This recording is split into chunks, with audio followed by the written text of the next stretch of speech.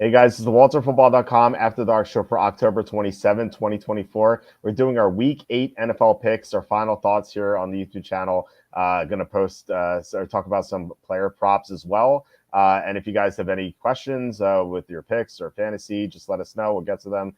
Before we intro our lovely co-host tonight, please hit like, subscribe, comment below, share this video. Visit the link in the description for the merch store. As you can see here, we have a ton of t-shirts. I'm wearing one of them. I'm wearing Cole's Body, Cole's Choice is somewhere here, right here. And I kind of talked about our new shirt that I talked about Wednesday, Slava NFL. So we're going to try to troll Roger Goodell into putting an NFL game in Ukraine. As you can see in the back here, it says play NFL games in Ukraine. So we're going to make Goodell feel bad about not caring about Ukraine. If he doesn't put any NFL games there. So you can buy your Slava NFL shirt right now. It's a little bit more expensive than the other ones because there's writing on the back. I might have a version that's just the front. But as you can see here, there's a 20% off sale. So all these shirts are between $16 and $18 or $16 and $19. So if you're looking to get one, I think now is a good time. Also, please consider super chats, super stickers. That's the best way to help the show because YouTube ads pay nothing and just direct just direct help to us. And we've had some great help from Slew and John Sanders in the past. Degeneron, Germ, Can't Make an Eagle, Andrew Z, Kevin Kovac, and of course Cassandra, who has that shirt in brown. So that's pretty awesome. So glad you bought that one. Thanks, Cassandra. So yeah, guys. Also, you can go to Amazon, buy my books. Jerks of the College Years is the newest one, where I made fun of people I saw at Penn State for 6 years. Also, how the 2020 MVP was stolen. And I have one other book called Safety and a Field Goal. So we're joined tonight by Quacky T. Tom, how's it going? How's your week 7? Well, here we are again. And when I'm on the show, it's going to be a little bit of football and a whole lot of nonsense. We had a couple decent picks last week and several that were very frustrating. The Dolphins, I can't even begin to get started. The Packers, I'll tell you what, man. I think, like I said last week, the Packers are the real deal. Unfortunately, they didn't cover, but I actually did hit a 7. If you can believe this, I bought some points on a couple games and I needed them. A 7-game parlay I hit. Wow. Including it was the Packers plus 3.5. I teased them down. I didn't need that much, but I still really do think that the Packers are the real deal. We lost that one, and then the Buccaneers. That was a game. But anyhow, But hey, I was thinking of something recently. You remember those commercials back in the 90s that like the juicy fruit commercials? Get your skis shined up, grab a stick of juicy fruit. You remember this? Taste is gonna move you. Oh no, I remember the song. Yeah, I don't quite remember the commercials though. Oh yeah. I love the gum jingles, but it got me to thinking, man. Like, how much money can go into gum marketing? Like, especially you could get like a 5-pack of it was like juicy fruit and Doublemint and Big Red and Winter Fresh. It was like, and then the Wrigley Spearmint for 25 cents. Yeah. I mean, I guess they're selling a lot of gum. How many people are chewing gum now? Or even then, I chew gum all the time. In fact, are you serious? Oh yeah, I have. I buy gum by like. Well, first of all, my dentist recommended my old dentist, not my current one, but she recommended that I buy this gum called Spry gum, and it contains xylitol, which is something that helps prevent tooth decay. And so, because I've always had issues with like cavities and stuff, so. And it was pretty good. Like I bought the cinnamon version of Spry, and I would chew it like she said 3 to 5 times a day. And so I would chew. I'd follow her instructions. And then she recommended, I think it was like Trident. I think it was, and it's sugar free as well, but it tastes good. And they have like this tropical twist or something, which is my favorite, and they have like watermelon and cherry. I buy so much of that, and I like chew multiple sticks at a time. So. You're talking about the wrong person as like who's like I'm not into gum. Like I chew gum like every single day. So wow, okay. Because I just wonder like how much could they really be paying for like one of those commercials? I feel like that's a lot, but I guess they're selling a lot of gum.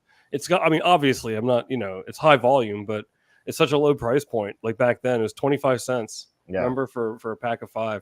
Oh yeah. We remember all the good prices back in the day. Now, my wife was yelling at me because I spent $130 in the grocery store the other day. So, yeah, it's rough times for us here with inflation. So hopefully, yeah, go ahead. You remember the Winter Fresh commercial? There was it would say the Winter Fresh gum commercial. It's 98.6 degrees inside your mouth. Yuck. But inside a Winter Fresh mouth, much, much cooler. That was I remember that one very distinctly from my childhood. Yeah, that's what I've got rolling around up here. Old Winter Fresh gum commercials, and I can't believe I'm allowed on the show still. Well, we love all the takes of. I did not expect to talk about gum commercials tonight, but I love rehashing all those old. But the Wrigley's Spearmint didn't have their own. I mean, like even Big Red, longer with Big Red. They all had their own jingles, man, except for the Wrigley Spearmint.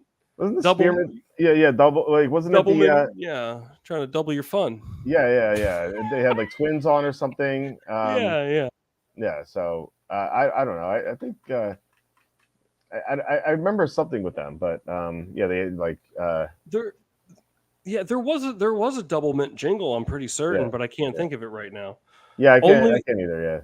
Only the spearmint gum didn't have a jingle, and I mean, why would it? I mean, I feel like the spearmint is probably like the least exciting of all the choices. Dude, Juicy Fruit was like up there, like when you wanted like some sweet gum, Juicy Fruit was awesome, yeah. Zebra, remember fruit striped gum with the zebra? It was like the best tasting thing for like 6.5 seconds. I know, it got bad pretty fast. Do they still make has all that type of gum? Because like I don't know, I only buy the specific gum that I talked about that doesn't have sugar in it. Remember, I don't know, I haven't looked for it either, but I haven't seen it. Remember bubble tape? Bubble tape, yeah. I remember. I love bubble tape, man. You tried to eat it all like as much as you could in one. Yeah. There's some. I mean, I guess you could say this about any generation, but there's always all sorts of weird. It's kind of a weird product. Yeah. I remember I would try to like unroll the whole thing if I remember correctly. Or the candy buttons. Remember you would bite them off and you're guaranteed to eat at least a little bit of paper. There's no way you weren't. Yeah. Chiclets is Slew's bringing up. I remember Chiclets too. Yeah. It's good times. Let's you meant this Beasley shirt, this great shirt. Yeah.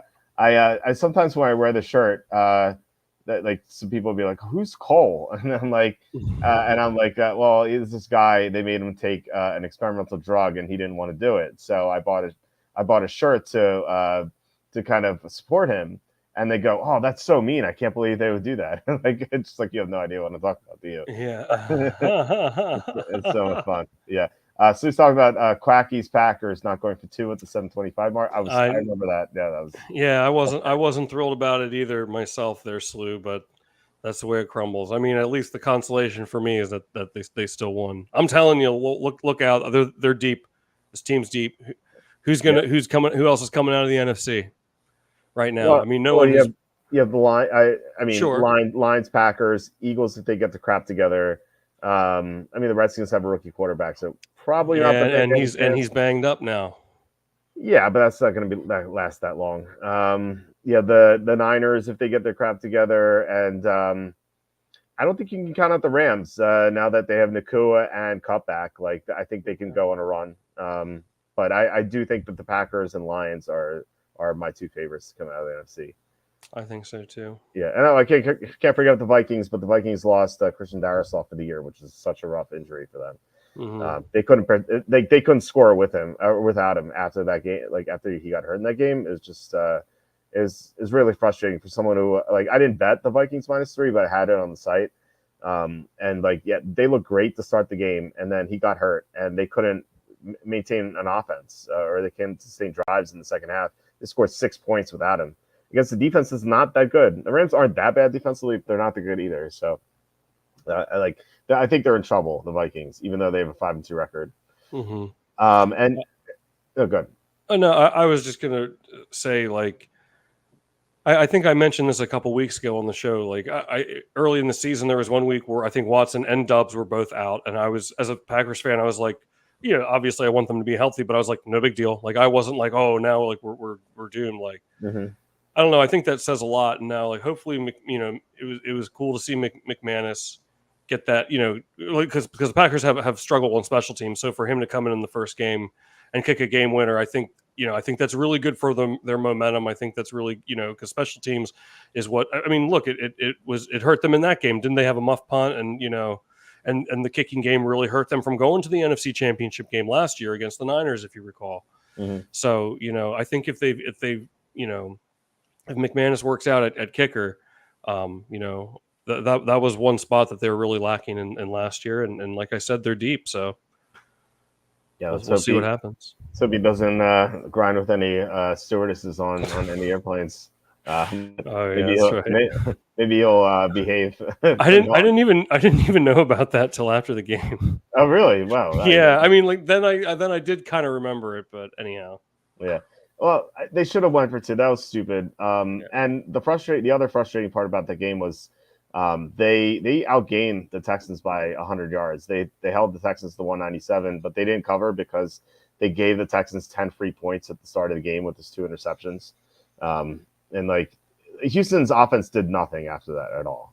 So not that they did much anyway with those 10 free points. So yeah, the Packers should have covered. That was bad luck. I somehow landed. I don't know if we had the Browns together. I had the Browns as well, and I had the Raiders also. And then in addition to that, the Dolphins. I somehow landed on every single injured quarterback last week.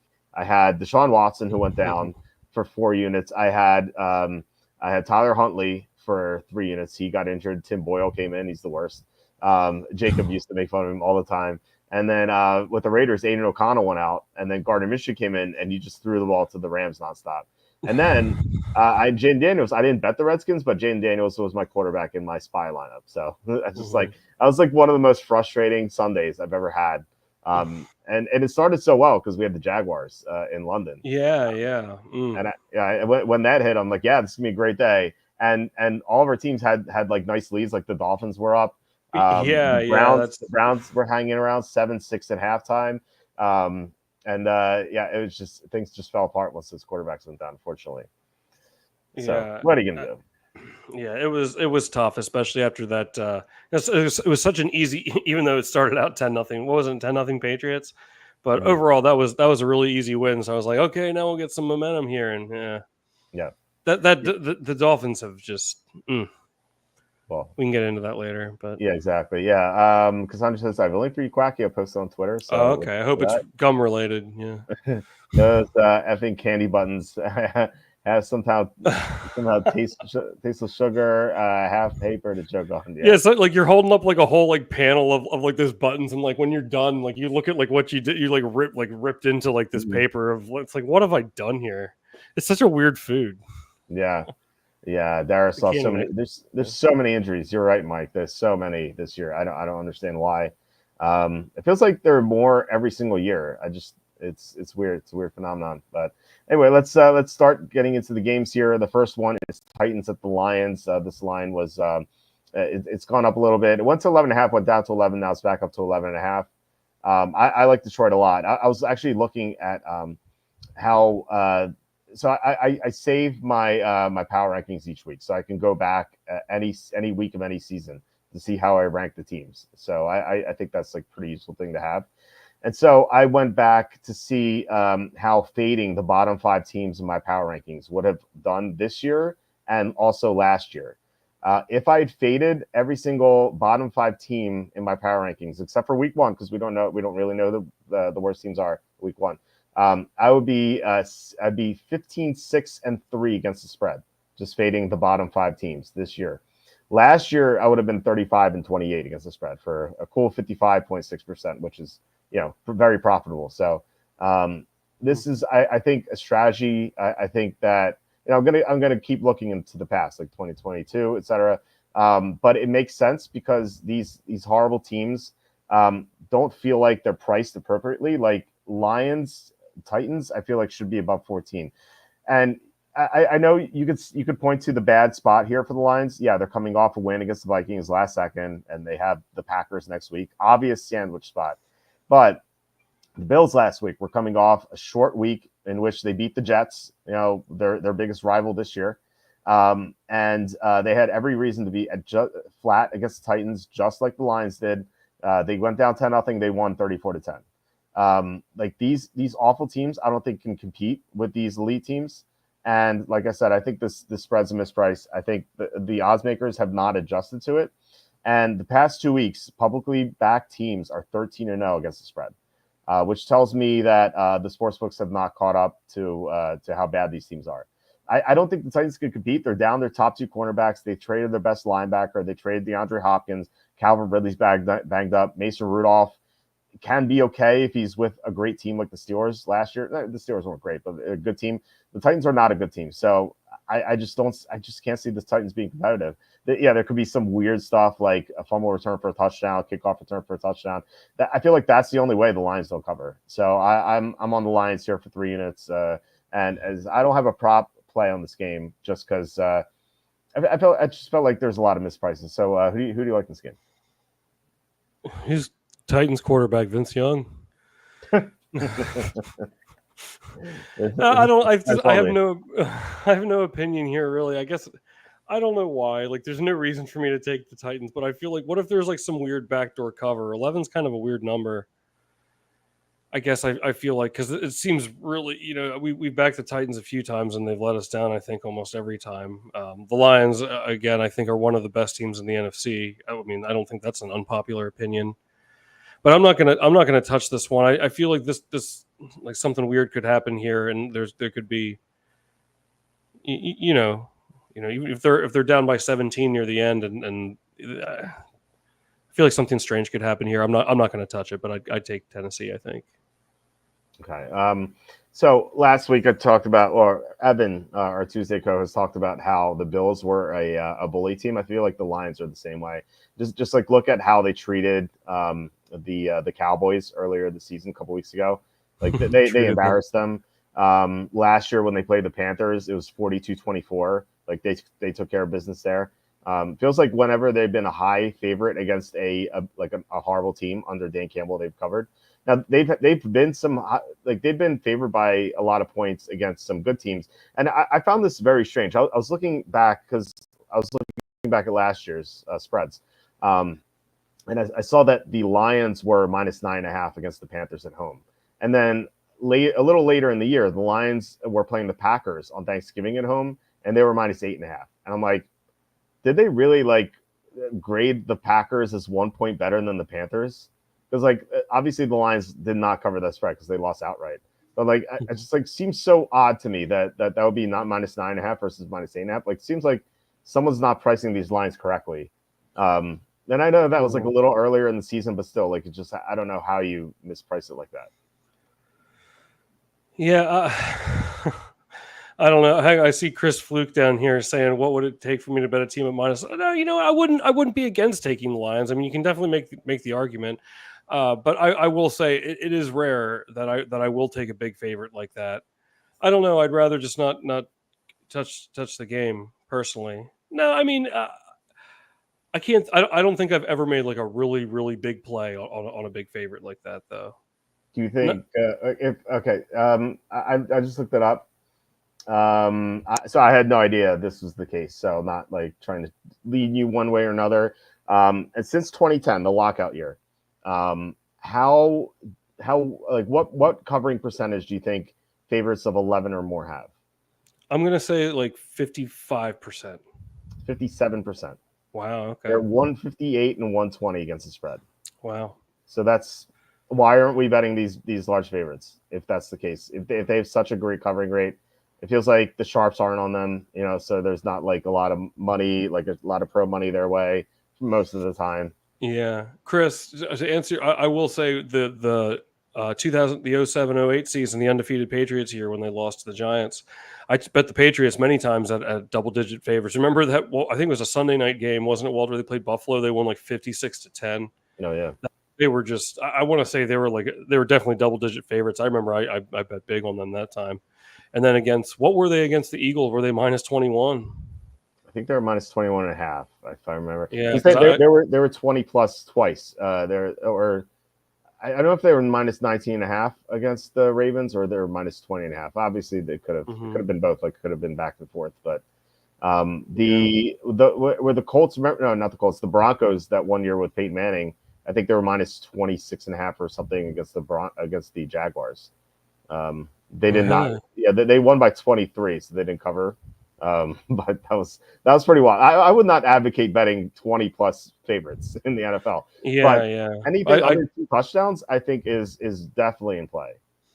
I did bet the Patriots that game against at minus 21, I believe, against the Eagles, and the Eagles only lost by 3. The AJ Patriots Feely. only covered one more game the rest of the year. That was against the Steelers that season. Yeah, that's the AJ Feely almost coming through. That's right. That's right. Yeah, I remember that it was a November game. But I have done it before. But Chris, to answer your question, but that year, I mean, the Patriots were mowing down everybody. Like there was no reason to not. I mean, at that point, and I had taken them many times already. They were crushing everybody. They're crushing the number. Like there's no contest. There's no reason to stop. And then once they fell off after that Eagles game, it's like you just kept thinking they'll get back on it. They'll get back on, and they were winning, but they weren't covering. They only covered one more game, and they didn't cover a single playoff game. Yeah. Oh, I still can't believe, man. Could you imagine if the Chargers had a healthy Phil Rivers? He was. I can't believe they had him out there. He only had one leg, man. He was playing on a torn ACL. Oh, that was horrible. And then Tomlinson got hurt. Tomlinson got hurt. I think Antonio Gates got hurt too. 21-12 was the final score. 21-12. Yeah. And they still, I just remember they were limping towards the finish line. And I told the story 1,000 times, but I thought my Packers for sure were going to win the Super Bowl in Favre's last season. And then we lost to the Giants. I couldn't believe it. Yeah. And the rest is history. Of course, the Giants beat the undefeated Patriots in that Super Bowl. Did I ever tell you that I ran into AJ Feely at a bar downtown? I think you did tell me this once. Let's hear it though. Well, yeah. So we're just me and my friends are just drinking in a bar downtown. We see AJ Feely at this bar. It's called a bar called McFadden's downtown. And we're like, oh, AJ, come over. And like to his credit, he just like walked over. And he's like, yeah, that's cool. What's going on? Yeah, and like I was like, hey AJ, I was like, I really think you got screwed over in Miami. And he's like, why?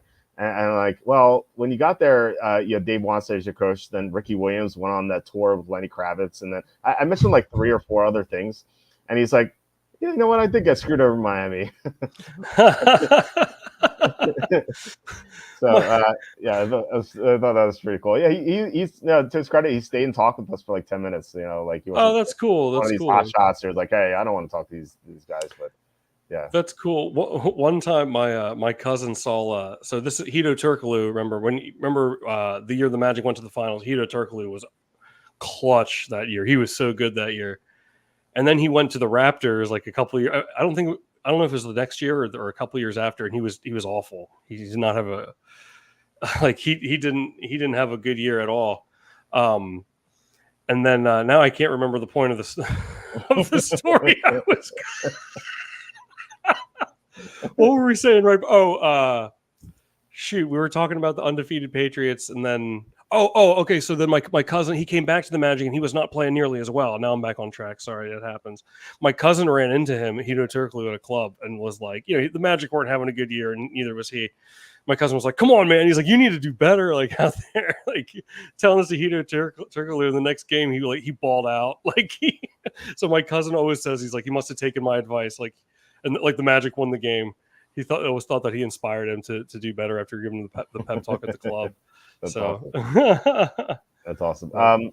So I wanted to ask you this question. I saw it somewhere. Okay, yeah. So 3, 7, and 6. I say this all the time. 3, 7, and 6, the 3 most likely results of any NFL game. What is the 4th most likely result? What do you think? Sick. Oh wait. What did you say? 3, 7, and 3, 7, and 6 are the 3 most likely results of any NFL game. What is the 4th most likely result? 8. It's 14, believe it or not.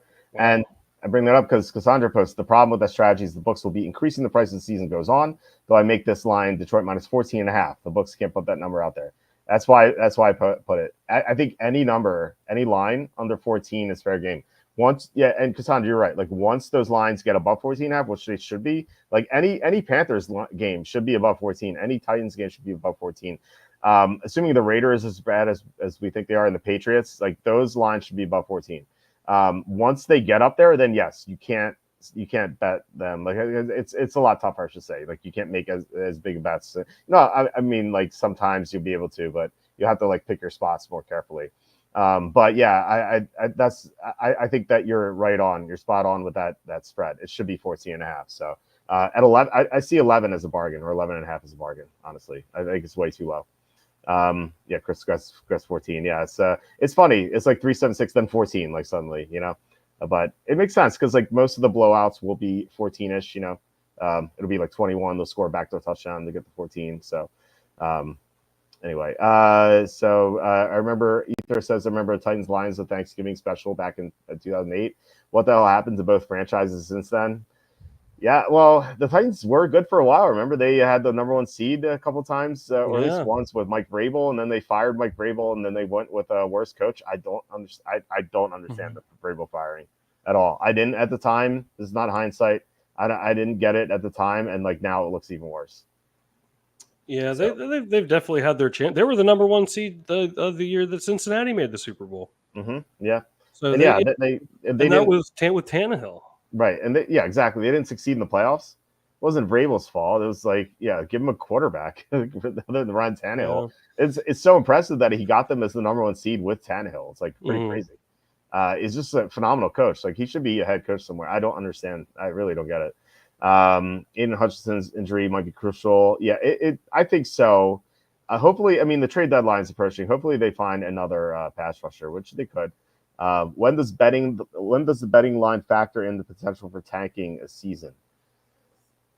I don't know. That's a good question. I don't know. I don't know if any team's tanking now. Like maybe later in the year they start tanking, but like this season's way too long. Only a handful of teams are just out of it. Like Panthers, Titans, Patriots, Raiders, and I guess the Browns. But we'll talk about the Browns in a second. But I might as well get to that game right now. Yeah. So we have Ravens at the Browns. This line's dropped from 10 to 8.5. So there is sharp money on Cleveland. We got news today that Nate Wiggins is out, so the Ravens are going to be missing their top 2 cornerbacks. Marlon Humphrey too is injured. We don't know if Zay Flowers is going to play. The Ravens have some other injuries as well, and I still like the Browns here. I think that I think they're going to play a lot harder with Jameis Winston, who I think is an upgrade. And like I feel like the people in the players in the locker room didn't all like Deshaun Watson, and Jameis Winston's way more liked, and he's better. So we're going to see the Browns, I think, play their best game. I think this is going to be their Super Bowl, just because like the Ravens are coming off a short win, or a win on a short week on national TV, and the Browns have like nothing else to play for. Like this is their Super Bowl, really. So I think they're going to go all out to try to beat Baltimore, and I think they're going to cover. I like for player props, I like David Njoku over 52.5 receiving yards. The Ravens leave the middle of the field wide open. You saw it with Cade Otton on Monday night. He had 100 receiving yards. So I love Njoku. I'm playing him in all my DFS lineups. And Jameis Winston, I've decided, is going to be my spy quarterback. He's only 5,200 on DraftKings. It feels like he's an easy stack with Cedric Tillman and David Njoku. So that's what I'm going with. So who do you like in this game? Give me the Browns money line, baby. I don't know. I just feel like I really think that Jameis is going to provide what does this team have to get excited about? I don't know. Jameis just always seems to add like this element of it's what the French call a certain I don't know what. But nice. Where's that from? Austin Powers. Oh, okay. Right. I think the second one, the best of the trio. Nice. I don't know. I have a weird feeling about this. I know we put the Browns on our card. This seems like a lot of points. I mean, the Browns seem really, really easy to me here. Yeah. I love them in this spot, and I'm thinking about starting Jameis Winston as well. And the thing about Jameis Winston, I never really disliked him as a player. Like I always thought he had a high ceiling, but he has a low floor too with all the interceptions that he's. What he had like this 30 seasons in Tampa, but he did have potential. I always thought he had a high ceiling, so definitely an upgrade over Dorian Thompson-Robinson. And at this point, I certainly agree, probably a better option than Watson. So yeah, give me the Browns here. I might even put a little bit on the money line just for fun. Nice. I feel like if anything, there's definitely backdoor potential here.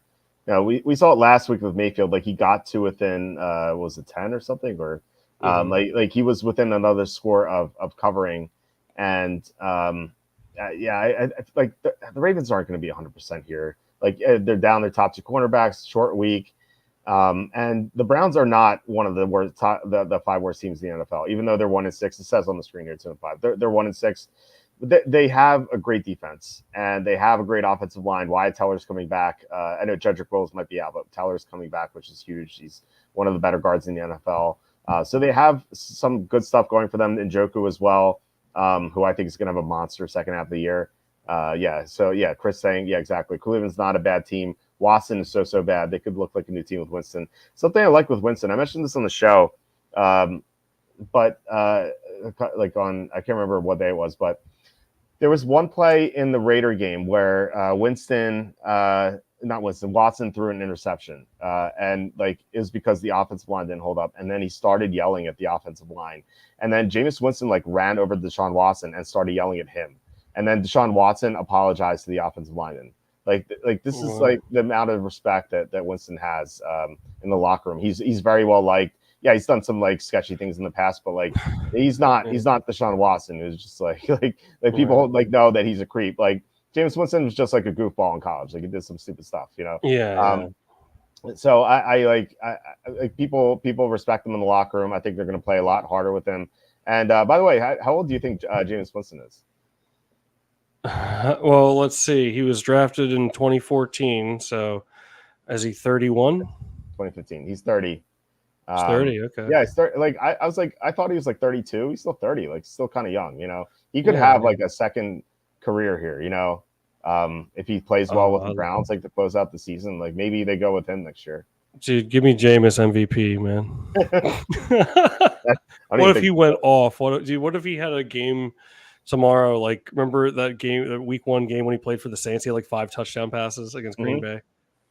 Well, I mean, if he rallies the Browns to 12-5, and he'll be in contention for MVP. I'm sure, but that'd be awesome. I hope I'll be rooting for that.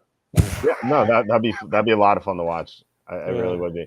All right, next game we have your Packers at the Jaguars. This line dropped from 4.5 to 4.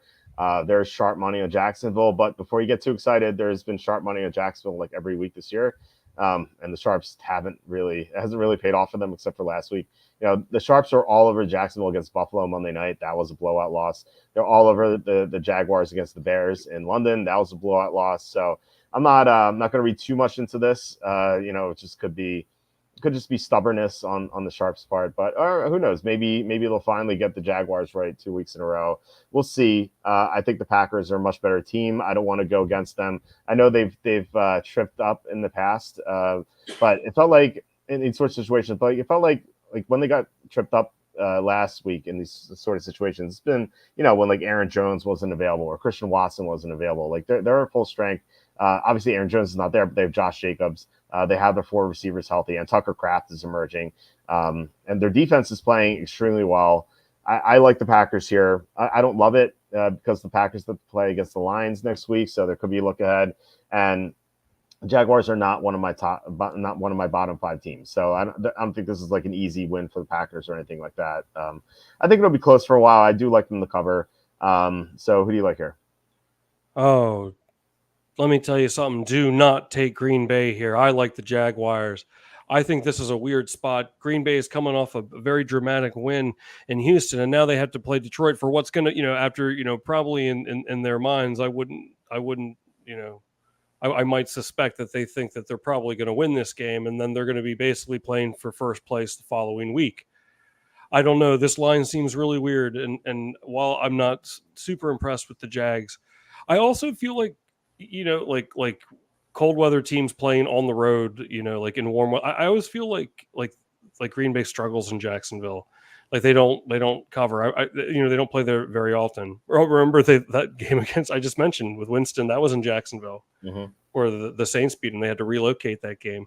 I don't know. I think this is a weird spot. I could see this game being like a field goal or something like that. I might actually take the Jags here. I think Green Bay wins but doesn't cover. This just seems like a weird number in this spot, and I like the spot. I think it favors Jacksonville here. So Okay. Stone Papa Smurf says he likes Evan Ingram and DK tomorrow. I actually like the tight end from the other team in this game. I like Tucker Kraft. So the Jaguars in their 2 London games, they allowed 170 total receiving yards to Cole Kmet and Hunter Henry. So I think Kraft is going to have a monster game. And by the way, in best ball, I've been drafting Tucker Kraft a lot because his playoff schedule is so easy. So I'm on the Tucker Kraft bandwagon here. That's another upgrade that they had from last year. You know, they had these 2 tight ends last year, but they were both rookies. And like now, Tucker Kraft has emerged as like a stud here. So, yeah, I do like Ingram as well, but I like Kraft more. I am playing Njoku I should say, in my DraftKings lineup, and this is maybe narrative based, so maybe don't listen to this. But tomorrow is National Tight Ends Day, so. The quarterbacks are going to try to get their tight ends involved. Like it's a big deal for these guys. So I have 2 tight ends in my lineup, and really just because one is a free square in Cade Otton. Cade Otton's only 3,500. Like, how do you not play Cade Otton? He's now the #1 receiver on Tampa Bay. Like he's 3,500. Like against Atlanta, that's such an easy play, I think. So I have Njoku and Cade Otton in my lineup. Oh wow, okay. Yeah. John's asking, has all 4 teams from one division ever made the playoffs? No, it's never happened. So this could be the first time. It hasn't been possible in the past because like there used to be like 5 teams in the division, but like now with the new rules and the new and the extra wild card spot, like there can be this possibility. So it's never happened before. And Chris saying Geno Smith can have a renaissance. Anyone can. Exactly. Very right. Very true. Yeah. The Packers. Chris says also the Packers are an elite team that is rolling. The Jaguars are terrible and have a lame duck coach. Not worried about any other factors. I agree with Chris here. I think the Jaguars, you know, like bad teams can't really sustain success. And I think the Jaguars are in danger of that because they won in London. They feel like they celebrated a little too much. It's on an international stage. Like they saved their job for the head coach. I think they have this letdown here against the Packers. If the Packers weren't looking ahead to the Lions, I would be all over the Packers. I just think that the Packers could be a little flat here, but I do think Green Bay is the play. Right, and I do too, but that's what makes this line even more suspicious to me. Why isn't this 6? If it were 6, people would still take Green Bay. That's why this is weird to me. It's not 6 because the Sharps are taking the Jaguars, and the Sharps would take them even more at 6. So people might take it at 7. Maybe not. I don't know. Yeah, but they're concerned with the sharp money. Like that's where most of the money is. You know, they don't want the Sharps to get Jacksonville +6, and that's a key number. So any value fading Otton, he seems to be heavily owned. Look, I think in the Millie contest when there's 175,000 people, yeah, absolutely, you could fade Otton. I mean, there are so many good leverage plays. Like Noah Fant has a great matchup tomorrow, and DK Metcalf's out, so like he could have a good game. So, you know, if you're trying to beat 175,000 people, then yes, I think that, you know, if you especially have multiple lineups, you could have like Noah Fant in there. There are a couple other cheap tight ends for sure.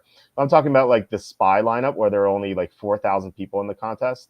I'm not concerned about ownership in that contest. So if you're a single entry in a contest with fewer than 5,000 people, just play the best players. You don't need to worry about ownership in that situation. But yes, in the main contest, yes, you can fade Otton. Absolutely.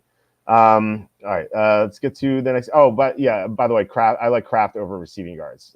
Jacksonville, like I said, horrible against the tight ends.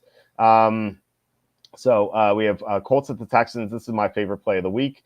I love the Colts. I think the Texans are going to be looking ahead to the Jets next week because it's a Thursday game. We've seen so many teams slip up ahead of Thursday games. Like a couple weeks ago, we had the Seahawks lose to the Giants ahead of playing the Niners. And in the same week, the Niners lost to the Cardinals ahead of that game. Last week, we had the Rams almost trip up against the Raiders. Now, I know that the Raiders had a backdoor cover, but still, like, the Rams did not play their best game, like you could say. Like, they're very sloppy. And so the Raiders covered, and they had a chance to win the game. So it's going to be another situation where I think the Texans are going to be flat, especially because they beat the Colts already. So, like, what's the motivation here? I just don't see it. And the Colts play well against the Texans. Like, they have a mobile quarterback, and the Texans can't stop mobile quarterbacks. Anthony Richardson had his best game of the year against them in week 1. So, and plus Jonathan Taylor's back, and also DeForest Buckner's back. So the Colts are getting some reinforcements, and they haven't lost any game this year by more than 6. So I like the Colts a lot. As far as the players prop is concerned, I like Anthony Richardson's over rushing yards. I was gonna wait to see what it was after Jonathan Taylor got rolled in. So I was going to look at that, but I like the Richardson over rushing yards just because the Texans can't stop mobile quarterback. So who do you like in this game? Oh, I'm with you. I mean, let's keep it simple. I like the Colts here. I like them a good bit. And Okay. I mean, first off, the Texans are coming off a very emotional loss there to Green Bay. A walk off loss there. We've kind of been talking about all year how we think they're maybe not as good as their record indicates. And the Colts played a very close game against them in week 1. So I like this one to stay close as well. Give me the Colts. Yeah. Glad we're on the same side there. Okay, asking how do you construct the 44-44 milli lineup different than the 20? If you're playing that, good luck. That's awesome. There are only like 630 people in there. But yeah, you don't have to worry about ownership at all in a contest with 630. Now, like for the SPY, where I mentioned like 4,000 people, yeah, I don't even worry about ownership of that, and that's 4,000. Like this is 630 people. Like just play the best players. Whereas like in the $20 contest, which is like just insane numbers of people in that contest. I actually want to see the exact number. It is let's see, it is 161,000 people. So you have 634 versus 161,000. Like, try to figure out who the best like in a huge contest like that. Try to figure out what most of the people are doing and try to find a way to beat it. So like I said with Stone Papa Smurf was talking about Kate Otten. Like if a lot of people are playing Kate Otten, it might be the best play, sure. And like if you don't play Kate Otten and he goes off, you might feel like an idiot. But what if he doesn't? Like what if he just has a mediocre or worse game? Like if you find a leverage play, like a Noah Fan or something, like you can get ahead of most of the field. And so you're basically it pays to be like very contrarian in that sort of, like, you don't want to be like extremely contrarian. Like I don't think you need to be, but like you have to be contrarian and try to beat your opponents in a field of 161,000. But in a field of 630, just play the best players. Like just put the optimal. It's basically like a cash lineup at that point. So you're not trying to beat. You're not really trying to beat anyone. You're just trying to get the highest score possible. So anyway, I Alec Pearson's matchup. I like that as well. He's like one of those high variance guys you could play. Joe Mixon over 76.5 rushing yards. He went for 159. Yeah, I like Mixon too. I do like Richardson rushing more than Mixon just because, Buckner's coming back, but and I expect the Colts to have a lead here. But I think that could be a winning play for sure. Any value in the Stroud over 238.5 passing yards? He's averaged over 300 at home. Well, most of that was Nico Collins, though, right? Like he doesn't have Nico Collins anymore. Tank Dell is not 100%. I'm not in love with that. I don't. He could get there. I wouldn't play it. Sophomore slump for Stroud, and without Collins, the rest of the team isn't that good. Yeah, Collins being out. It's not just Collins being out. It's Tank Dell just not being 100% either. Like he's had injuries and he got shot. So it's like the double whammy, So that's why that's why I don't like him. Richardson rushing is 36.5. Okay, yeah. I always definitely shop around for the best number, but thanks for the heads up about that. Like I'll post that after the show. All right, so next game we have Cardinals at the Dolphins. Dolphins are either 4 or 4.5, depending where you look.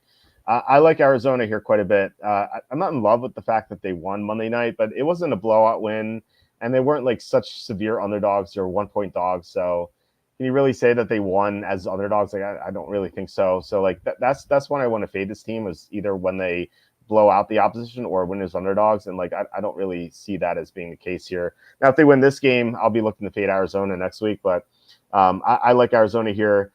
Miami has Tua coming back, but it's not like they were playing well with Tua anyway. Like in week 1, they should have lost to the Jaguars. If ETN doesn't fumble into the end zone, they lose to the Jaguars with that great home field advantage that they have in the sun.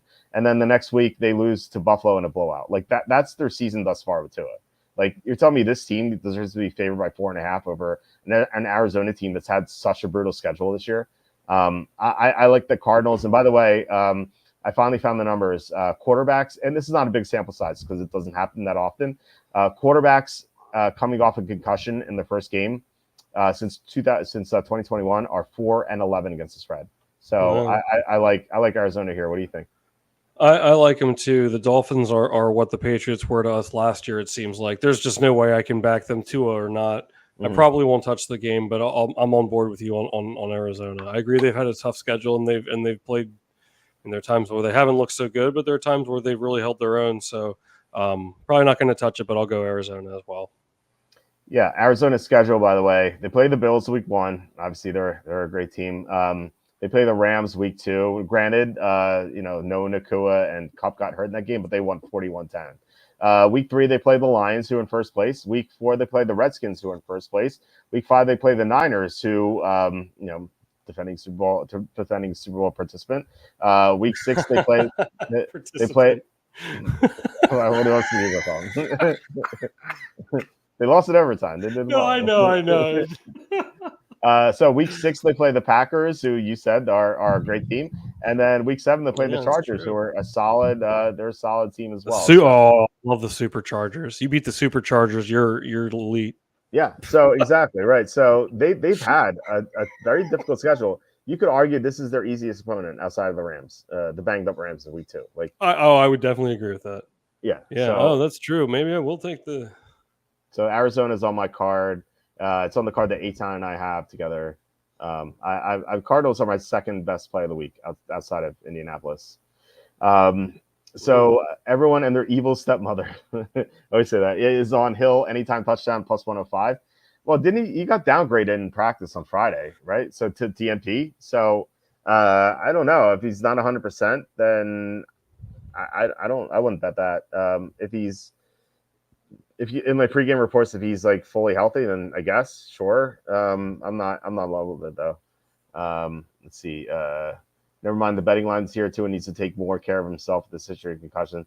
Yeah, I get it. Like that's such a it's what everyone says. I don't know. I mean, there's a long history of men doing dangerous jobs to take care of their families. Like men work on like oil rigs in Alaska, where they're in danger of, they put their lives on the line to make money for their families, I get it. Like it's to his choice. And I know that maybe he's in a position where he can't make that decision fully, but it's like, it's not the first guy to put his life on the line to take care of his family. So I get both arguments. It's a tough situation. Maybe wear that one of those foamy helmets that some players are wearing these days.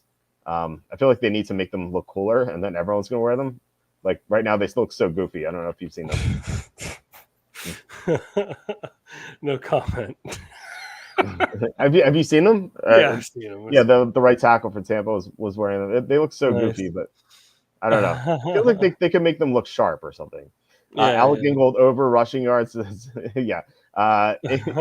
Ingold, by the way, Alec Ingold had the same number of touches that Tyreek Hill and Jalen Waddle had combined last week. It's like Mike McDaniel is like emerged as one of the worst coaches in the NFL.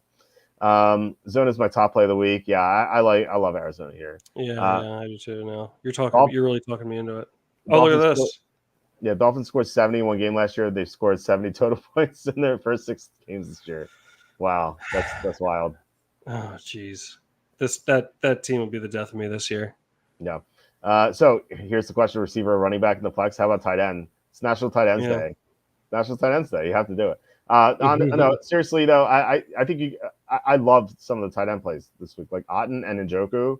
Like they seem like amazing plays. So I'm playing them both in my spy lineup. But generally, I like to do receivers more in the flex. But it's like a case by case. Like depends on the week. I don't have a lean one way or the other this week, but I think tight ends in play as well.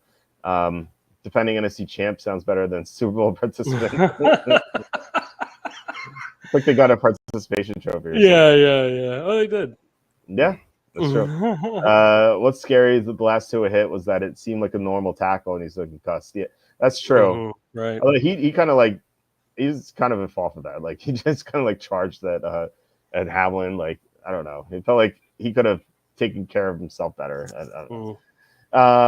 John says, I'm pretty sure he's made enough money now not to put his life on the line, feed his family. That's well, okay, that's true, but until you factor in that 4 out of 5 NFL players go bankrupt within the first 5 years of being out of the league. So I know he's made a lot more money, but I don't know. I get it. Like I get both arguments. Brian Robinson Jr. or George Pickens and flex. I'd say Robinson is a good matchup against the Bears. Bears run defense is like Bears pass defense is good. Bears run defense is not good. So I would go Robinson. Thoughts on fading Brees and playing Adams. So this is like, yeah, this is exactly what I'm talking about. Like those leverage spots you have in the contest with 161,000. Brees Hall is projected to be the highest owned player on the slate. I think he's like projected to be 33% owned. So in the spy lineup or the 4-4-4-4, yeah, play Brees Hall. He's a great play. But if you're trying to beat 161,000 other people, then yeah, that's a great leverage spot. Because like if everyone's playing Brees, or if the third of the field is playing Brees, and you play Adams, and Adams catches all the touchdowns in that game, and Brees doesn't, then you're gonna be beating a third of the field automatically. So yeah, that's a great example of trying to beat the field. All right, so did I mention the prop in this game? Let's see. I don't know if I had a prop in this game. No, I guess I didn't. Oh yeah, I didn't because Johnny Smith, didn't you? Oh, it is Johnny Smith. Yeah, where is it? I can't okay, really yeah, remember here that. it is. Oh yeah, start Johnny Smith. I didn't put the break tags there. Yeah, Johnny Smith over 27.5 receiving yards. You saw what Will Dissly did to the Cardinals on Monday night. So yeah, you could play. Johnny Smith is another tight end. You can play. Man, it's tight ends day, baby. I can't wait. It's National Tight Ends Day. Yeah, it's guys are all playing. It's not a. It's really not a joke. Like I know. It's not a joke. I know. Like, I'm just getting joy out of National Tight Ends Day. It means a lot to these guys. It really does. You know. So anyway, we have Falcons Buccaneers.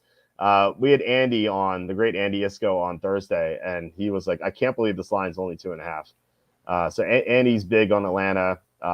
I like Atlanta as well. It feels like they should be favored by more because Tampa has cluster injuries at receiver, which was their strength. That was their position of strength, and now it's not. In addition to that, they're down their top 2 corners as well. So like this team's in really rough shape. And Atlanta was looking ahead to this game. Like they did not care about Seattle at all last week. This is the game they were preparing for. I like Atlanta a lot here. So the Falcons are the play here for me. Player props, I like Kyle Pitts. So notice the theme here. Kyle Pitts over 40.5 receiving yards. Tampa is so bad against tight ends as well.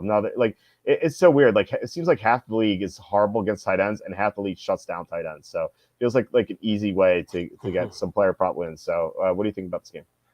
Well, I'll tell you, I like the Falcons too, especially with all the injuries that Tampa has. Falcons have already beaten them once, and as bad as that division has been, and with all the injuries that Tampa has, I mean, Falcons win today, and like it's going to be more or less, or could be more or less downhill, so to speak, for them to take that division. So, I think you could probably argue after losing to Seattle last week that they were looking ahead to this. That they win this game, that really sets them apart here in the division, even this early on, I would say to a pretty strong, so pretty long extent. But I really like the Falcons here a good bit, and I know we got them on our card, so I'm on board. Yeah, it's crazy. Like if they win this game, they're 2 up on Tampa effectively because of the tiebreaker, and Tampa lost their top 2 players. So it's like on offense, I should say, they still have Vea, but still, like it's a pretty rough scene for the Buccaneers. So anyway, let's glad we're in agreement there. Let's get to the next game, which is Jets and Patriots. This line's been like steady at 7, has not moved at all. I've done a 180 on this game. I initially thought I was going to be on the Jets, fading one of these awful teams, but something's like rubs me the wrong way about the Jets. Like they should have beaten the Steelers last week. Like they're the better team by far. Like Dallas outgained Pittsburgh by 200 yards. Like the Jets couldn't beat the Steelers at all. Like they're up 15-6. They self-destructed with turnovers, and then Russell Wilson hit these stupid passes. But Aaron Rodgers is on the injury report with 2 separate injuries, so he could be banged up. I assume he's banged up. The offensive line's not playing well. For some reason, there's chemistry issues with Devontae Adams. They're going to be missing their top 3 safeties. And then you have the Patriots, who they lost to the Jets in Week 3, so it's a revenge game. And the Jets have a Thursday game coming up, so not that they're necessarily going to be looking ahead to that because they're 2-5, but still, they could have like maybe one eye on that, like knowing that they already beat New England this year. So I don't know if we're going to get 100% from them. So I backed off completely. I actually went with the Patriots for no units, but I'm definitely not going to bet this game. The only thing I'm betting is Tyler Conklin over receiving yards. Patriots horrible against tight end. So what do you think about this game? Yeah, I don't know. I'll be on the Jets for 0 units, I guess, because I don't know. I thought right before the game I didn't take any side. The only thing I bet on that Steelers Jets game was Russell Wilson anytime touchdown, which came through. Because I don't know, I just had a strange feel. It's like, yeah, like everyone remembers the horrible seasons that Wilson recently had in Denver, and they think, oh, like Devontae Adams is back. This is kind of going to be, I don't know. I just thought something weird was going to happen. And that's why I took that Russell Wilson anytime touchdown. But anyhow, I don't know. I mean, I think you had a Conklin receiving prop. I like that play. And I just think I heard you say that there's chemistry problems with Adams, but at least they have another week of prep here. Mm-hmm. I mean, I don't know. I just can't back the Patriots, and they're coming back from London. I mean, presumably adjusted, but I don't know. It's neutral at best, I feel like. Yeah. I'd take the Jets here if I had to pick, but I'm not going to bet it myself. Okay. So Mike says somehow National Tight Ends Day seems all too similar to Gluttony Month. That's maybe we'll make another shirt with that with the tight end. I like that. It's pretty close because Gluttony Month is November. That's Sloth Month, isn't it? Sloth Month is November. Sorry. You don't even know your months anymore. How could I make that mistake? No, Sloth Month is November. I'm sorry to all the sloth people out there that have offended. Sloth rights are human rights. They're pissed. Sorry. I feel like sloth people are too lazy to be pissed. So I feel like of all these 7, the deadly sin people, I think we're the safest with them. Weird. They're not going to be active on Twitter and complaining. Yeah. I observe from the sidelines. Yeah, what we got here? Who's your quarterback? Leaning James. Yeah, Jameis is my quarterback in Spy. I feel like there are like 2 ways he could get there because Baltimore secondary is in trouble. They're missing, like I said, top 2 cornerbacks are out. So he could just get there the regular way. But if the Ravens get up big, like he could have what Baker Mayfield did Monday night. Like he could have like a lot of garbage time yards. So and he's only 5,200. So he feels like a good play. And he's leveraged off Bo Nix. Bo Nix, believe it or not, Tom, is the highest owned projected quarterback at 15%. 15% of the field, according to some sites, are playing Bo Nix. So you heard it here first. Everyone loves Bo Nix. Yeah, I mean, who called it first? I should get something for that. Everyone loves Bo Nix. Rightfully so. Yeah, you can. Well, yeah, you can play win. Bo Nix has a great matchup. The problem with playing Bo Nix is that he may have to throw like only 3 times in the second half. Like I don't think the Panthers are going to push him at all. Now, if they do, then he can get there, but I don't know if they will. That's the only issue with Bo Nix. So I would not play Bo Nix. Although I do have one lineup with Bo Nix because Tom and I have a gentleman's agreement. If either one wins the millie with Bo Nix, we will pay the other $5,000. Yeah, it's a gentleman's deal, and mark my words, it will happen one of these days. Yeah, there you go. So I had to do it. So yeah, I appreciate that. I'll be doing one as well. Nice. If the Jets lose this game, there's host. Yes, I totally agree. This game might be the tie of the year. I could see that, like a sluggish 17-17 game. I could see it. A sluggish 17-17. Yeah. I love the descriptors. Tears his Achilles now was always injured. Should have gotten the COVID shot. Yeah, that's worse. Douglas and Henry over 3.5 receptions with States. Yeah, I like that too. I think they definitely get the problem is like they cannibalize each other. So like I feel like one of them is definitely going to get there. I don't know about both, but I think one of them for sure. September is gluttony month. Yes, yeah. And November is sloth month. I apologize to everyone. Favorite receivers 4K and under on DK.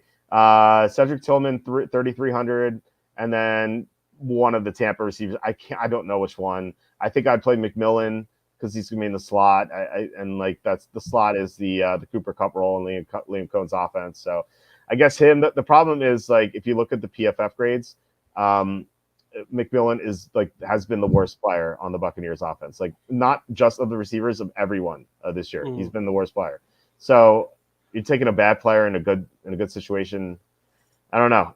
And also, by the way, Atlanta is the worst against slot receivers. Not the worst. Like of all the positions in the guard, they are the worst against slots. So I would say McMillan, but I like Tillman better. Obviously, if you're playing Winston, you play Tillman too. Since week 2, the Patriots have lost every game by double digits. The Patriots can be treated like the Panthers when betting. Yeah, I think so for the most part. I just think that these Jets, like, there's something wrong with these Jets. But that's why I initially leaned the Jets. But then now I'm thinking like there's something, like I said, something rubs me the wrong way with the Jets. So I don't know. Bo Nix anytime touchdown. What do you think? All right, now you're cooking. It'll happen, baby. I like it. November is American Indian Heritage Month, even though we just had Indigenous Peoples Day and Columbus Day in October. Yeah. Yeah, I don't. It'll always be Columbus Day. I don't like why are you pissing off the Italians? It should be Columbus Day always. And I just love The Sopranos when they that episode where they get pissed off that they're trying to remove Columbus Day. Jake May could keep improving. He could, yeah. That's the thing with the Patriots. Is like they are better with May. Like they have, like May has a low floor for these games because he makes a lot of mistakes, but he can make some great plays too. So the Patriots they're definitely better with May. How are you getting different in the spot? Yeah, it's the same thing I said about the 4-4-4-4. I don't think you need to get different in the spy. Like it's only 4,000 people. Like there are only a certain number of combinations you could play. I'm not concerned about ownership in the spy. I am concerned about ownership in the regular contest. So that's like that. I don't think you need. Like I said, I don't think you need to worry about that. And anything with fewer than 5,000 people, I don't think you need to worry about it. Tim Patrick or Andre Yuskevich, as I call him. Yuskevich is sounds like a Serbian with who's friends with Nikola Jokic. Yuskevich, you can play him. Yeah, absolutely. Yeah, if Higgins is out, that he's definitely in the mix too. Tim Patrick, to a lesser extent, I guess. With Jameson Williams suspended, then he's definitely in play. But I would rate him the lowest out of everyone I mentioned so far, of all the cheap receivers. So. All right. Last of the early games. Speaking of Yuskevich, we have Eagles at the Bengals. Bengals are -2.5. I was higher on the Bengals earlier in the week. I still like them, but with T. Higgins being banged up, we saw this offense be not nearly as effective without him. So if he misses this game, suddenly like that's an issue for me. But I do like the Bengals. Eagles are coming off a big win against the Giants. I actually looked this up. The Eagles, the last 5 times they've beaten the Giants by 14 or more points, they failed to cover the next game. And it makes sense because, it's it sounds like a silly trend, but the Eagles hate the Giants. These are 2 huge rivals. If they blow out the Giants, like chances are they're going to be a little flat in the next game. So I do think that we're not going to see the Eagles at their best. And I've heard that like people are comparing these teams because the Bengals played the Giants 2 weeks ago. They won 17-7. That was really 10-7. And then Eagles played the Giants last week and they killed them. I don't think it's fair to compare those 2 games because Andrew Thomas played against the Bengals, whereas he did not play against the Eagles. So had Andrew Thomas been out, I feel like the Bengals would have won a lot easier. So I like the Bengals here. My fear is that this is a little bit of a coin flip game. So they did not make my card. They did make our card. So I definitely like them. I will be betting them. I like AJ Brown over receiving yards, by the way. Cincinnati terrible against number 1 receivers. So AJ Brown's my favorite spend up on DraftKings this week. So who do you like in this game? How do you say his Cincy receiver's last name? Iavashkis or something? Yosivas, but I call him Yuskevich. Yoshivash. Yeah, I that's call him right. Oh, Yuskevich. Yoshivash. Yeah, no, I like the Bengals here. I like them a lot. Yeah. I mean, the Eagles won very handily last week against the Giants, but I mean, just before that, Sirianni was yelling at the fans and like they're barely winning games that they should win easily. And, I don't know. I feel like this is, as we always like to say with the Philadelphia teams, especially the Eagles, when the chips are down, that's when the Eagles do their best work. And when everyone's high on them, that's when they fail. And I feel like people are, the sentiment is pretty high on them. I think Cincinnati's going to win in a romp here. In fact, it's just like, like one convincing win, on a Saquon Barkley revenge tour of sorts, if you will, and like everything gets swept under the rug from weeks past. I don't think so. I like the Bengals. I like them a lot. Yeah, glad to hear it. Ether asking, Drake may be affected by Gerard Mayo trusting his boy Jacoby from the start. Never mind the Bengals win. What did he learn from the sidelines through the last month and a half? Well, I don't know if he would learn anything, but what he did do on the sidelines is not get tackled a lot by that, by pass rushers against playing that horrible offensive line.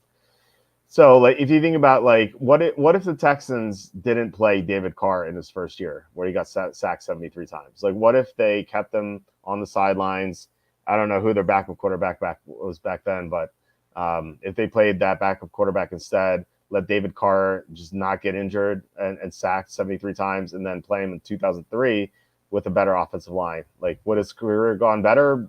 I don't know, but I think maybe, like, if May had taken all those hits, like, he could be trending toward that territory, because that offensive line is so dreadful. So I don't know. Like, I do get it. Like, May was the better option all along. Like, he gave the Patriots a better chance of winning, but at the same time, you don't risk his health and his long-term health, rather. So I get it. I like, in fact, like, you could argue that he should still be on the bench. Like, this offensive line is so bad. So I don't know. Any thoughts on this? No, what on the Drake May situation? Yeah. No, I don't know. I have no input. I'm thinking you should captain Yoshivash in a showdown. In a showdown? With Burrow, yeah. If Higgins is out, that's in play. Burrow's going for over 400 yards. Burrow is a quarterback I like too on the slate. I like Winston more given his price, but I like Burrow too. Yeah, Burrow and Yoshivash. Yeah, Mike saying Mahomes sat out his whole first year, except for that last game. No Cookie Jordan Love sat out a couple years. And Don McNabb sat out a half a year too. So it works. It probably cost the Chiefs the Super Bowl win in 2018.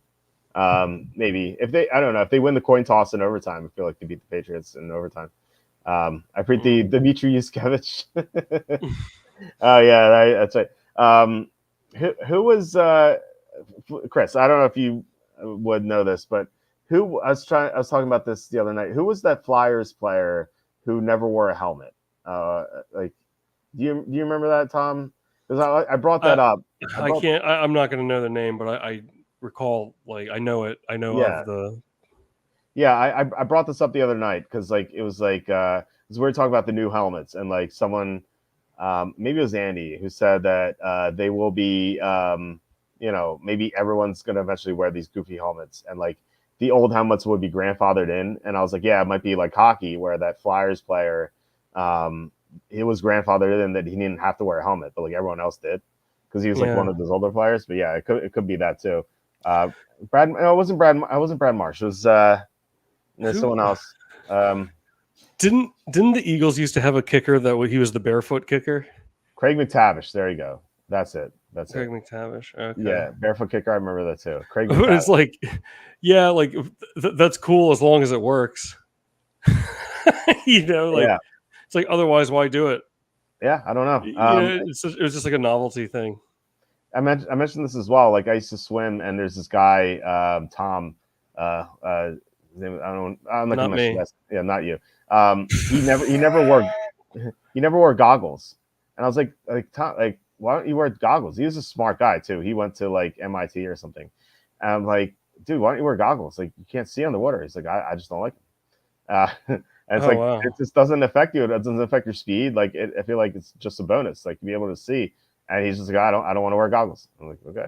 I never like wearing goggles anyway. I mean, Yeah, I Craig don't. Craig McTavish, that was the guy. Thanks, guys. Uh, so yeah, favorite defense. I mean, if you're not worried about price, I think the Broncos.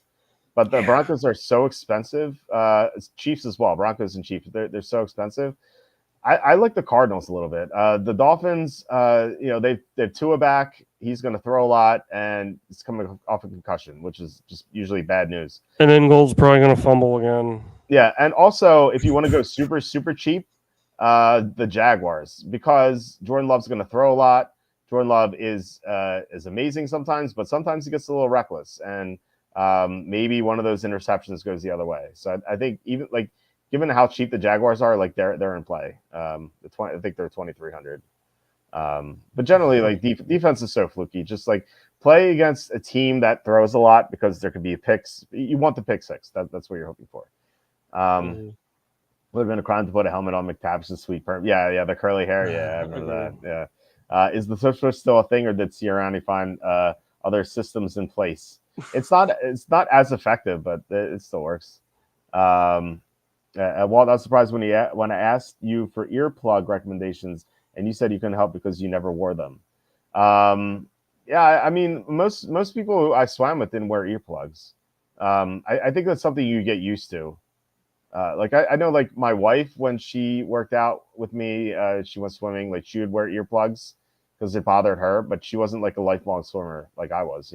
I think if you're in the pool a lot, then you get used to it. Like I never even had to wear my ears never bothered me, so I didn't need to wear them. So, anyway, yeah, I don't know. It's a thing, I guess. You just get used to it. I don't know. Yeah. But no one on the swim team ever wore them. I didn't know of any person who wore them. All right. Anyway, we have Bills Seahawks. This is gonna be a rainy game in Seattle, so keep that in mind. I don't know how severe the rain is going to be, but I think Geno Smith has a bad history in the rain or something. But anyway, I don't have a strong take in this game. This is another tight end play. I like Dalton Kincaid. Here we bet Kyle Pitts over last week against Seattle. Seattle can't stop tight ends, so we go over Kincaid. What's his name? Curtis Samuel's out, so that could help a little bit. Not that Samuel's playing that much, but still, like any little bit helps. But I think you can make strong arguments for both sides here. The Bills would be down a key linebacker. The Seahawks won't have DK Metcalf, so these teams are a little banged up. But any thoughts on this game? I don't have a strong feel either way. I wouldn't touch this game with a 10-foot pole, but I guess give me the Bills. Here, I don't know. Maybe the under if it's raining. I have no real opinion here. Yeah, Just say Bills are down to 2 starting linebackers. Hamlin is awful. Kenneth Walker is a good play too. I think he could do well. Like saying I've been wearing earplugs the last hour. Nice. Mike Reese also turned inside out. That's the big question. All right, next game, Saints at the Chargers. So this is another game I've done a 180 on because I like the Chargers a lot early in the week, just because I felt like the Saints felt like they fit under that category of bottom 5 teams. We saw it last week when they lost to Denver 33-10. It was really 33-3 until a garbage time touchdown from Jake Haener.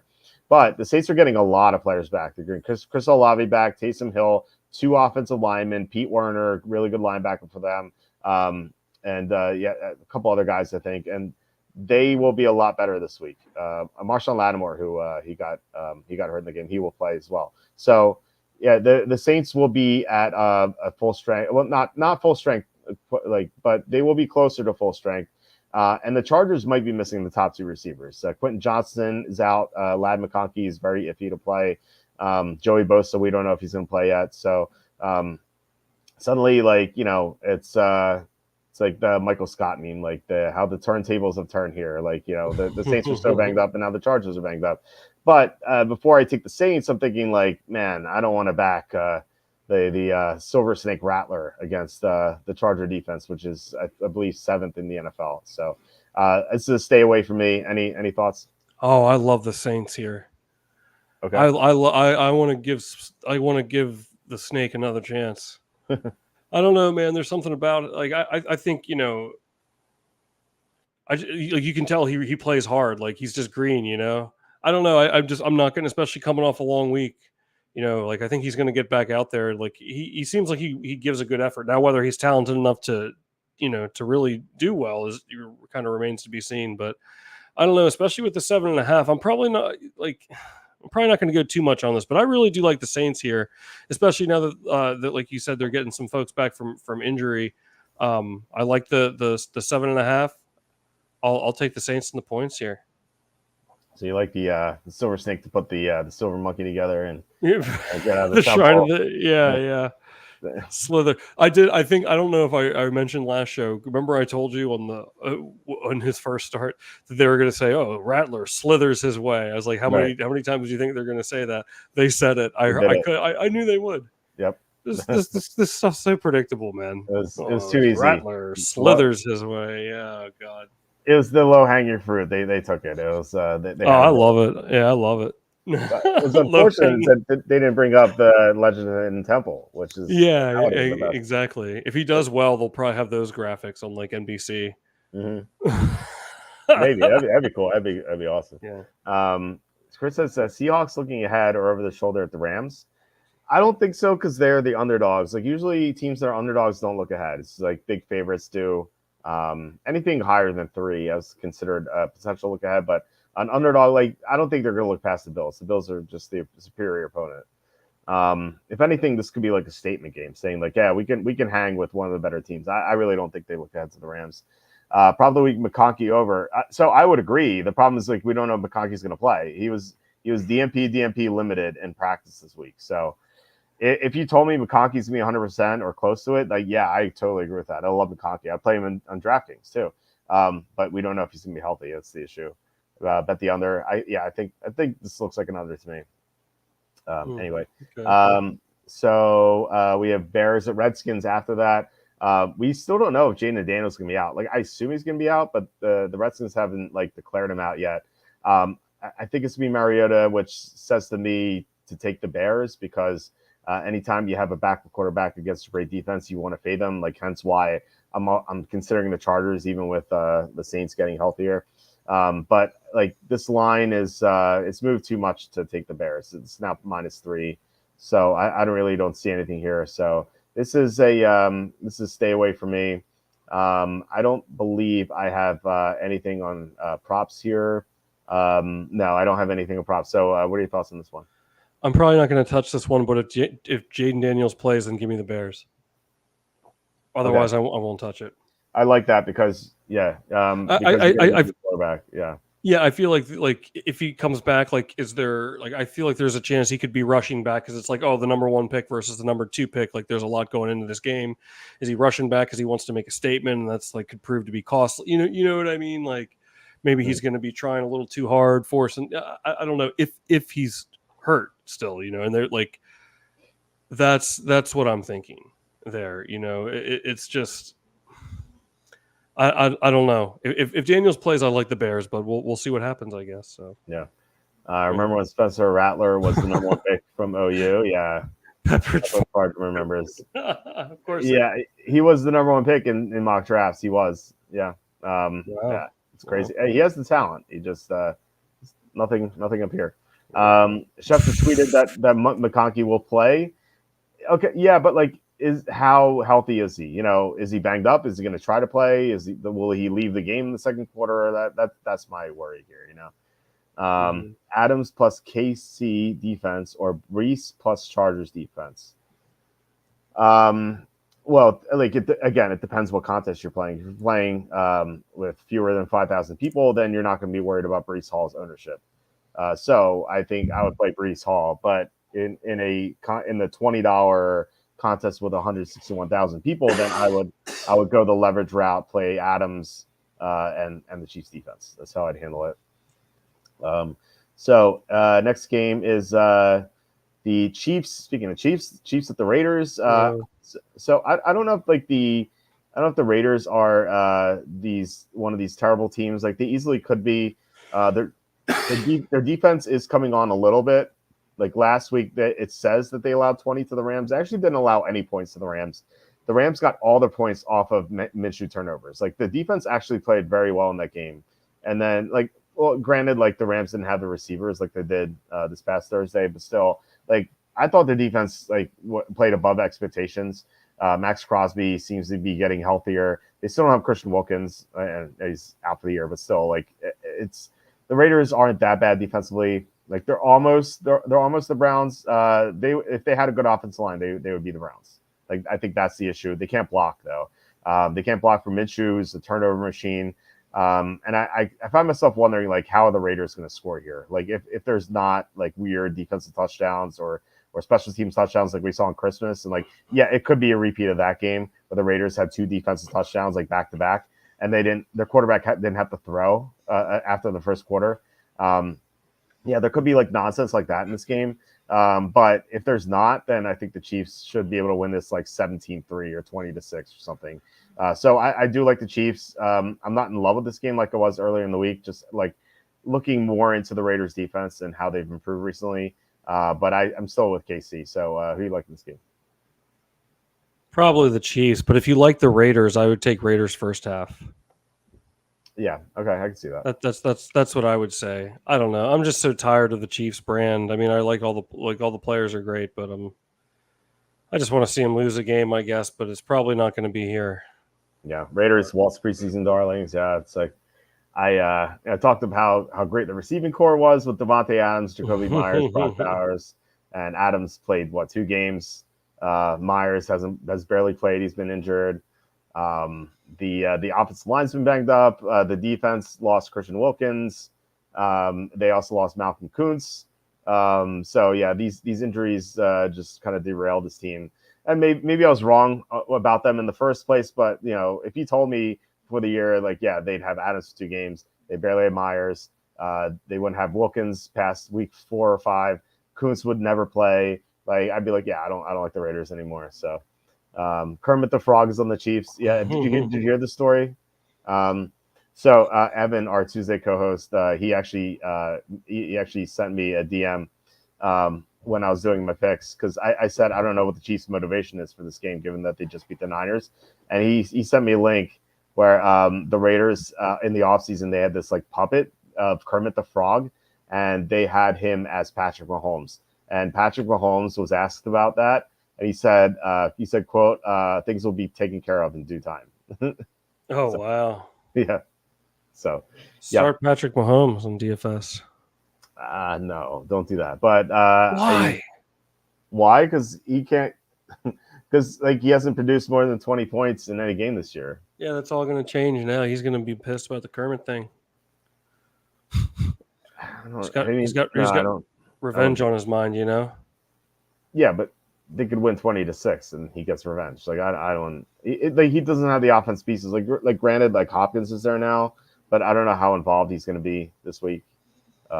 So, dude, he's going to score Hopkins touchdown, man. Well, you can bet that. You don't have to play him with DFS. You can just bet it. That. Yeah. I'll go Hopkins touchdown. Okay. ANC Minshew, enough said. Yeah. Well, Minshew almost got the Colts to the playoffs. I know Shane Steichen, but still, like, he had Adams, Myers, and Bowers. Like, I thought Minshew could do well with those guys, but like in the last game, he was throwing to Bowers and like Trey Tucker and DJ Turner. Like, it's a complete disaster, this team. I thought the Browns were going to win the AFC North. I mean, things fell apart with their offensive line. They haven't had a healthy offensive line yet in any game this year. And Watson just was terrible. Did the Hogs have Miss Piggy? Nice. All right. Next game. So late afternoon games, we had the Panthers, the Broncos. I like this one in the contest. They were -10 in the contest, so I took it. Eitan and I took it as well. Just doesn't feel like the Panthers can be competitive here. They're like one of these dreadful teams that's still, the spread is mispriced. This line should be above 14. And I get like Denver's. I don't think Denver's that good of a team, but we've seen them blow out competition this year. They blew out the Buccaneers, they blew out the Raiders, and they blew out the Saints last week. I think they should be able to do that again, especially with Bryce Young, a quarterback now. And it's not like Bryce Young has been installed as the starter just by plan, because like if Dave Canales is like, yeah, Bryce Young's looking great in practice, I think he's ready, that'd be one thing. But he's only starting because Andy Dalton got into a car accident. Like, so he's going to start. He's not going to have Deontay Johnson, who's out. And it feels like Bryce Young against this Denver defense seems like a disaster waiting to happen. So the first 2 weeks, the Panthers got blown out against the Saints and the Chargers. This feels like another blowout. So I love Denver here. And for the prop, I love Cortland Sutton over receiving yards, which is the exact number on that is 43.5. Sutton had no catches last week. So I think there could be like a squeaky wheel narrative, and the Panthers have been atrocious against outside receivers. So like Sutton, who do you like this game? I love my Broncos and start Bo Nix at quarterback, but yeah, I mean, I think it's so weird to see, like, especially thinking at the beginning of the season, like how this Broncos team started. Now they're -10. Like, that's just weird to see that. But the Panthers, I just think, are that bad. Oh God, Bryce Young is coming back. Like, I mean, what kind of miracle is it going to take? Here, and I mean, the Broncos defense has really been solid most of the season. I can't back the Panthers, but I am scared of this high number with the Broncos team too. But I guess I'd go Denver here. I probably won't touch it though. Okay. Yeah, I like Denver a lot. They're on my card. So you know what? How about Panthers defense? Or actually, I bet there's going to be a defense or special teams touchdown in this game. Well, it's going to be from Denver, I assume. Well, yeah, bet both of them, and you're going to be with the same amount on both. You'll come out profitable, I bet. You know what's crazy is that if you look at EPA numbers, for defenses, they range from -1.8. That is the best mark any team has. I think the Chiefs have that. The number 31 team in the NFL is at 1.8. So 31 teams range from -1.8 to 1.8. So not too much of a disparity there, right? The Panthers, they're number 32. Their EPA is 3.6. Just like so far away from all these teams. It's insane.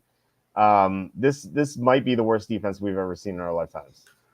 Right. You know what though? The Denver offense at times is, I mean, they're not particularly impressive. They've gotten the job done. So I think if the Panthers are to stay, if you are of the belief that the Panthers could keep this one close, I bet you could get a decent number. I haven't looked it up. I'm just thinking of this off the cuff here.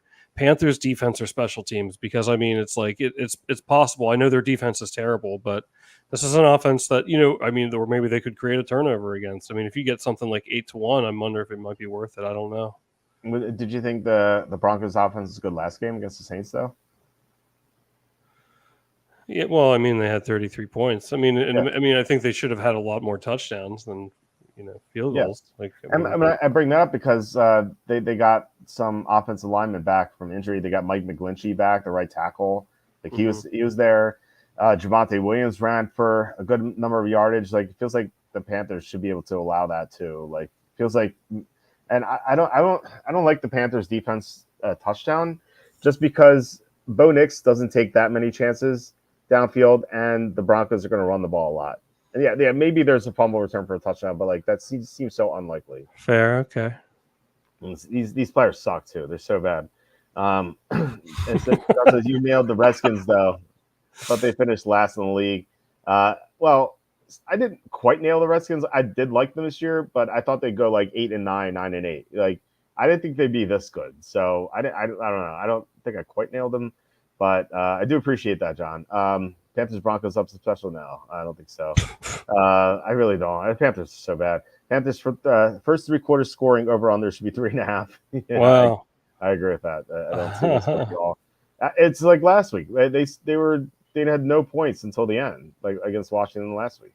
And Denver's defense is so much better than Washington's. Anyway, so we have Sunday night, Cowboys, the 49ers. The Sharps are all over the Cowboys. And I think that's a play on just on the injury possibilities for the 49ers. But I just got word from Schefter, not me personally. I just saw Schefter's tweet. Like, hey, I just got FaceTimed you. Schefter's tweeted me or texted me. So Deebo Samuel is expected to play. I don't see anything on George Kittle. I know Juwan Jennings is out already. But I don't really see anything on Kittle, unfortunately. So that's the guy I'm looking at the most. Obviously National Tight Ends Day, but Kittle has been so great this year. So I still like the Niners now that I know that Samuel is definitely going to play. If Samuel and Kittle are both in the lineup and Michael Parsons is out, we know Parsons will be out. I like the Niners despite all the sharp action on Dallas. Feels like everyone I've talked to this week loves Dallas. Like Andy's on Dallas, Evan's on Dallas, and then like handicappers I respect like Dallas as well. Feels like going on an island here with San Francisco, but I'll be on the island. Who do you like in this game, Tom? I'm going to bet that the game ends in a tie. That would be great. I hate both of these teams. I'm so happy to see San Francisco doing terrible this year. Oh, I hate their stupid colors and their stupid logo. So two teams, I guess I'd still take them here, but I'm not touching this game. Bet for this game to go to overtime and end in a tie. I bet you get a good – that would be awesome. That would make me so happy if these two teams end in a tie. I think it's probably 50-1 at least. Is that what you think is going to happen? I know it's wishful thinking for you, but like, I mean, what are the odds that that happens? That would be awesome, though. When was the last time? Oh, remember, wasn't it? It was the Cardinals and Seahawks. Remember that 6-6 tie on Sunday night? That was 2016, I believe. That's so frustrating to watch that game. Yeah, both kickers missed field goals. Yep. Oh man. Yeah, this is a pretty frustrating game. So yeah, Canales isn't much to work with. Yeah, I agree. Is it possible Canales is overrated? Well, I don't know. He did such great work with Geno Smith and Baker Mayfield. Like maybe he's just destined to be a coordinator.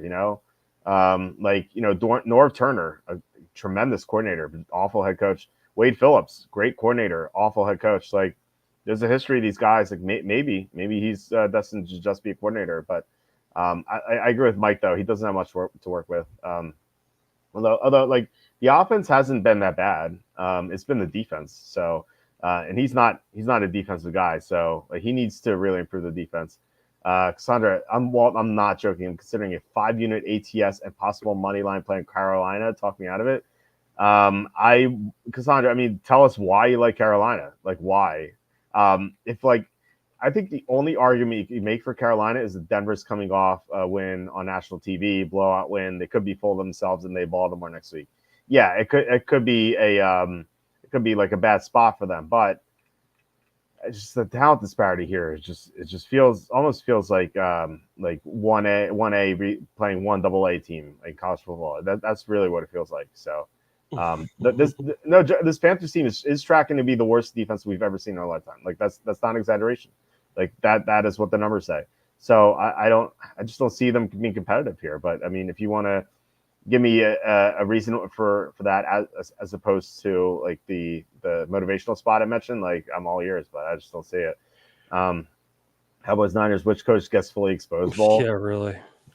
McCarthy actually has he's 13-4 against the spread off a bye somehow. I feel like that's mostly Aaron Rodgers, Yeah. Yeah. I'm gonna parlay Browns money line, Panthers money line, and Cowboys Niners ends in a tie. Good luck. I hope we get there. That'd be nice. Spagnuolo, another good one. Yeah, he was bad as a head coach, but he's a tremendous coordinator. If it ended in a tie, do McCarthy and Shanahan have to kiss afterwards? That's a rule. Yeah. That's the rule. Yeah, it's like kissing your sister. That should be a rule. That should be a rule. Yeah, it's like kissing your sister, which is Jamie Lanch is like, oh, that's a good idea.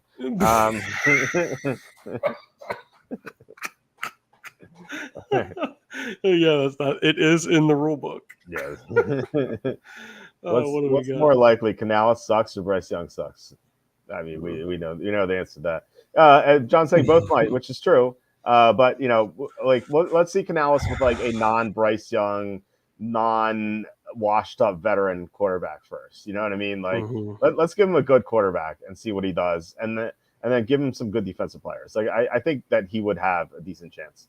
Cassandra says the line's insane. The value from look ahead is monstrous. What is the look ahead? I have it right here.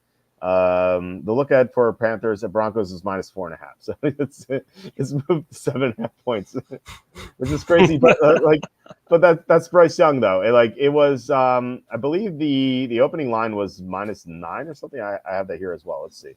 At Circa, the opening line was -7.5. So Yeah, it moved 3 points, which is still a lot, but that was the Andy Dalton line. Like Bryce Young is so bad. So I don't think like looking at the advanced spread is fair, given that there's been a quarterback change and like a major downgrade of quarterback. So bad rookie quarterback should be getting 11 points. Young should be super motivated. I agree, Young should be super motivated, but like he still can't see over the line of scrimmage, which is like a big issue for him. And also, I don't know if this line's high enough though. Like like you could argue, yeah, it was the look at is only -4.5, but like that seems absurd to me. Like that wasn't correct. The advanced spread in the game should have been at least 7.5 or 8 or 9, or even higher. So like yes, you're getting good value on the advanced spread, but the advanced spread wasn't right. So yeah, I think you have to keep that in mind too. And yeah, 11 is more of a key number than people realize, but this 11.5, I might do it. Actually have that as well. So 11 hits, let's see here. 11 hits 2.4% of the time, which is once you get above 10, that is the most except for 14, which hits 5.2% of the time. So yeah, by the way, 10 hits 4.9% of the time. So that's like it's about half as much as 10. 11 is half as much as 10, but it's much higher than 12. 12 is only 1.9% of the time. 13 is only 2.0% of the time. So I'm thinking of a number that's half as much as 10, but 12 more than 13 times the. It's like you're telling a word problem over there. It's not bad. It's not that bad. I quizzed my nieces on. I gave them like I was at my mom's house, and I gave them this like the riddle, like the bus driver riddle. Have you ever heard of it? Like they both got tripped up by it, but it's not like I'm not trying to outsmart them. They're 7 and 4. So like, I was trying to like see like how like sharp they were. Like have you ever heard the bus driver riddle? I'm not sure I have. Okay, well, we'll ask you here when I was at the end. So, all right, Okay. So, Tom, you're driving a bus, and like 3 people get on, 2 people get off, 7 people get on, 4 people get off, 6 people get on. Are you keeping track of this? Yeah. 5 people get off. Someone and their dog gets on. Someone and their cat gets on. 2 people get off. An elephant gets on. A giraffe gets on. A rhinoceros gets on. The giraffe gets off. A second giraffe gets on, and then the bus crashes, and everyone has to walk home. What is the name of the bus driver?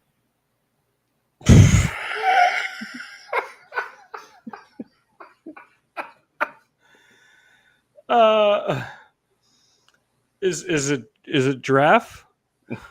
That's actually what my niece said. It's not giraffe. I was like counting people and animals over here. I was like 5 people plus the bus driver and 5 animals. Right. I know. Oh, so I had the numbers right at least. The numbers are irrelevant. Yeah. What is the bus driver's name? It's Tom. I said you're driving the bus. Oh. I should have known it was something like that too. Usually I'm good at those riddles, you know. Yeah. So I don't know. It's something I like to ask, but I just wanted to see if they would get it. And it's funny. It's like as soon as my 7-year-old niece heard it, then she started asking me the same riddle. I was like, she asked the same riddle like 5 times, like different variations. I'm like, I'm still Walt. The bus driver's still Walt. It's like she's trying to fool me when I with the same thing. Yeah. Oh, that's good. Right. Panthers host the Chiefs week 12. If that game was this week, how high is the line? Well, the Chiefs are -10 at the Raiders. So if you flip that, you get Chiefs 14. Yeah, right. So, and how many points are the Raiders better than the Panthers? Probably more than 14. Yeah, it's probably 17.5. Probably. Oh wow! Let's take the Chiefs that week, huh? That's what I'm talking about. Like once you get above 14, that's kind of danger territory. Let's just do it. Imagine we were right. That would be so cool to say we took that. No. Yeah, we could brag about it. No, we could brag about it to our friends. Yeah, it's like I took plus 17.5. I lost by 18. Like it's like that's been the sort of season. Horrible. Beauty kissing the beast. Oh, of course. Aaron said the week 1 look ahead for this game was Denver -2.5. Wow. Yeah. Imagine if you had the foresight to take that. That's pretty crazy. Yeah, remember how we rated Denver such season? I don't even like Denver. I don't think Denver's that good. Whoa, take that back. So the defense has been a lot better. The offensive line has been better than I thought for sure. But I still think Bo Nix is not that good. Sorry, Tom. I don't like anyone on the offense outside of Sutton, and even Sutton's like a little shaky. I don't trust Javonte Williams. He fumbles a lot. It feels like this team is so mediocre at best, but they are definitely better than we thought for sure. Yeah, just wait. You're going to come to me first, and say you were right, Tom, about the Denver Broncos making the playoffs this year. Yeah, Walt's math professor's in the book. Yeah, he can't even count the 6 guy. That is a cognitive test question for Biden. There you go. Like, oh, come on, man. I think the chocolate chip ice cream, man. Like, ask you a question about the bus, Biden. Good one, yeah. You guys can ask that to all your friends now. Yeah. See if they get it. All right. Last game, Giants at the Steelers. This line was 6.5. It's dropped to 6, so maybe some sharp money on the Giants. I saw that Brian Burns was downgraded in practice on Friday, but he has no injury designation, so he will play in this game. So that was a big deal. However, there is another injury concern here for the Giants that Jermaine Illuminor was DNP on Friday and Saturday. So the Giants are already without Andrew Thomas. Now they might be without Illuminor. And I would say against this great Pittsburgh pass rush, but Pittsburgh is 23rd in pressure rate, which is so shocking given that they had TJ Watt. So it's basically outside of Watt, no one is getting to the quarterback. And I guess Cameron Hayward is sometimes, but still they're getting no other pressure. Maybe Alex Highsmith coming back might change that, but it's still this seems like a classic Tomlin spot where we see these press conferences 2 or 3 times a year from Tomlin where he's a big favorite and they win by 1, 2, or 3 points. And then he's asked what do you think about your win this week? It was pretty tight against a team that you were favored to win pretty easily against. And he's like, that's Steeler football, man. That's how we play. That we play these tight games. If you don't like it, go root for another team. That's what we do. That's what he says 3 times a year. Tomlin, by the way, off a win of 2 touchdowns or more when favored, is 15-27 against the spread in his career. Wow. These are just situations in which he doesn't play well or coach well. I should say he does coach well. He just doesn't coach up to margin. And so the Giants were so dreadful last week. I like teams coming up blowout losses. They're going to get their best effort. But if Illuminor is also out in addition to Andrew Thomas, that's a tough ask here for the Giants. So I still like the Giants. I was higher on them earlier in the week. I still like them, but not nearly as much. So it might be instead of 4 units, it might be 2. So what are your thoughts on this one? Do you think if Illuminor really emerged, as a player, the fans would dress up in aluminum foil? It says if I made a robot out of aluminum foil for a school Illuminor, that sounds like a novelty thing the fans can get behind. I like the Giants here. I don't know. I think this is a bit of an overreaction here to the performance that the Steelers had on Sunday night. I still am not going to, for as bad as Russell, I've never really been a huge fan of his. Sure, he had great years in Seattle, but he had 2 terrible years. In Denver, we expected him to snap out of it. He never did. Now he had 1 decent game. He still made some bad throws in that game. I'm not just after 1 game going to be and while the Steelers have a great defense too, I'm not just going to be oh, okay, they're I'm completely sold that Russell Wilson is going to lead them to the promised land, as it were. I'm on the Giants here. I like them a pretty good bit, so yeah, we got them on our card too. Yeah, well, I'll be rooting for them. If Illuminor plays, it'll be 3 units. If he's out, it might be 2. But yeah, it's still bringing it up. Giants were awful last year without Andrew Thomas, history piece, but they still might cover 12-7. Yeah, it'll be one of those weird scores 12-7, 13-12, 16-14. It's something weird. Yeah. It'll be a war. It'll be war of 16-13 or something, war of 17-16. The battle of Illuminor. Yeah, right. Russell absolutely sucks. Last week was a farce. Lucky moon balls. Yeah. Absolutely. Those throws up for grabs, just ridiculous. Jesse saying, "Sup dogs, super nervous about 49ers -4.5. Bet them money line -215. Had to be because I'll be there. Have fun. A good time. Yeah, have fun at the game. That's awesome. Yeah, I'm a little. I'd be nervous about that too because you don't know how healthy these receivers are, or plus Kittle. If they're like I said before, if Samuel and Kittle both play and they're fine, then I wouldn't be too nervous about it because I think Dallas sucks. But if Samuel's still like coughing up like phlegm in his lungs and like if Kittle is limping around, then suddenly it's gonna be pretty bleak for the Niners. But I do think that they'll win the game. I do too. Yeah. Sanchez, the Giants have to be the side here. You can pay up for plus 6.5 minus 22 if you want. I wouldn't do that. I'm with like for 3, it's worth paying up to minus 127. For 7, it's worth paying up to minus 120 ish. And for 6, I believe it's like minus 116 or minus 117. So minus 122, I will not take. Has Quacky ever had a Coke of Pepsi? A Coke of Pepsi? I don't believe that I have. So you didn't read my jerks of the week. I take it. I don't think I have. No, so, I haven't. Yeah. I have to now. The waitress at the Cosmopolitan was like, would you want the Coke of Pepsi? Like Coke of Pepsi? It was like Emperor of something. Yeah, the Coke. Remember the Pepsi challenge? You would go I remember. I don't know what it is. In shopping malls. They would have like, at least in shopping malls where I grew up in central Pennsylvania, it was like they would cover the can, like the cut, or they would cover the cans like with something, and they would pour a cup of Coke and a cup of Pepsi, and then you would test it. Right. Yeah, and they did that at the mall because you saw it in the commercials, and they actually did it at a mall nearby. And I was correct. I used to like Pepsi when I was a kid, but like I prefer the Coke products if I have to choose. I guess it's crisper. It's a little crisper. I like Pepsi more. It's really? like sweeter, I think. There was, you know, this Penn State. I don't know if you've ever have felt this way, but Pepsi sponsored Penn State, and so you couldn't get Coke products at Penn State unless you went to like the supermarket off campus. Like right. Every place, every restaurant, everything had Pepsi. Like nothing but Pepsi. And so my roommate Dennis, who's now the developer of the website, like we'd make a big deal about it because like we came back from like a fall break or spring break or something, and like he had like a case of Coke. And he'd be like, "Well, look what I smuggled into Penn State." I'm like, "Oh my god, Coca-Cola!" Yeah, you bring if you're caught with Coca-Cola on campus, you do a night in jail. Yeah, no, seriously, it's a very serious matter. Yeah, dude, Graham Cocker Spanier was he was legit. Like oh my god, he was ruthless. This guy. I can't stand that guy. Well, he got his just desserts from the city. Yeah, he did. Yeah, I couldn't stand that guy. He was the worst. Yeah.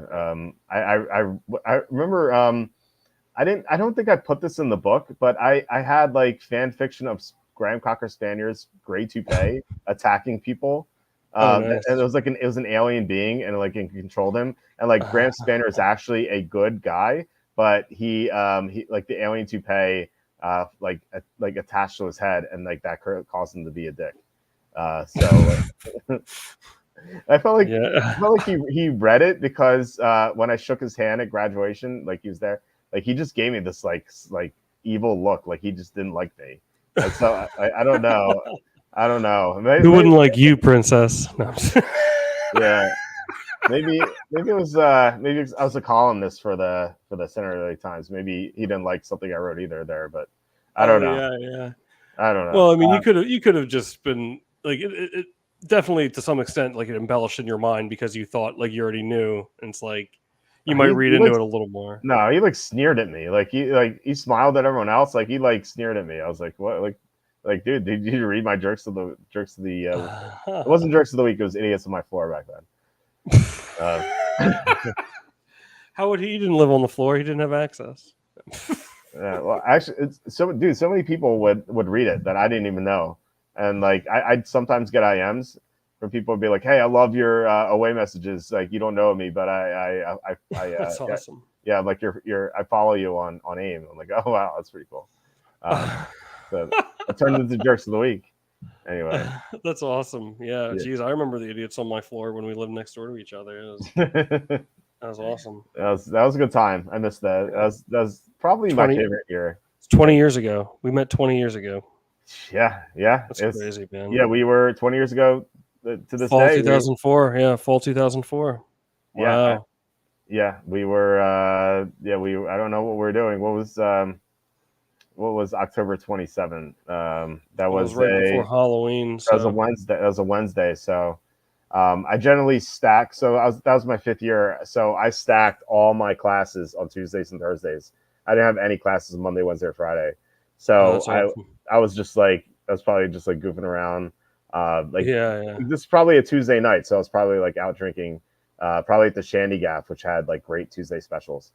And then Yeah. Oh yeah, the Shanty Calf. Shandy Gaff, yeah. I would come like just like like so drunk. Like Tuesday nights, Thursday nights, Friday, not Saturday during the football season because I had Sunday football I had. So I didn't drink Saturday nights, but like I made up for it on Tuesday, Thursday nights. That was, Wow. yeah, it was good times. Jeez, that was so long ago. It's crazy. I know. It's a different lifetime. Yeah. Anyway, yeah. Cause says if I hear moonballs from the media one more time this week, yeah, how many times? That was definitely overdone. Moonballs. Yeah, the line on the Giants might move to 6.5 organically. I could see that. Although the Sharps took the Giants at 6.5. So if the Sharps go that way, maybe it won't get there, but it certainly could. I remember the Pepsi challenge. I remember it too. I always wanted to take it. I just never did it. So we'll have to do it. Like if we next time we get together, we'll have to do Pepsi challenge. All right, yeah, I'll do it. Yeah, I'll film it. Just as my favorite football duo podcast. Hey, thank you, Jesse. That's awesome. Thank you. Appreciate it. We try to keep it light, you know. Yeah, and as we discussed in the past, we'll have to do a 24-hour stream at some point. Yeah. Would have to happen after my kids are out of the house because my wife would not take too kindly to that. But all my stuff would be on the front lawn. Yeah. Live broadcast from the lawn. Yeah, yeah, right. I'm like out there in the lawn. Things are getting thrown out of me. Yeah. Pellet vegetables and that.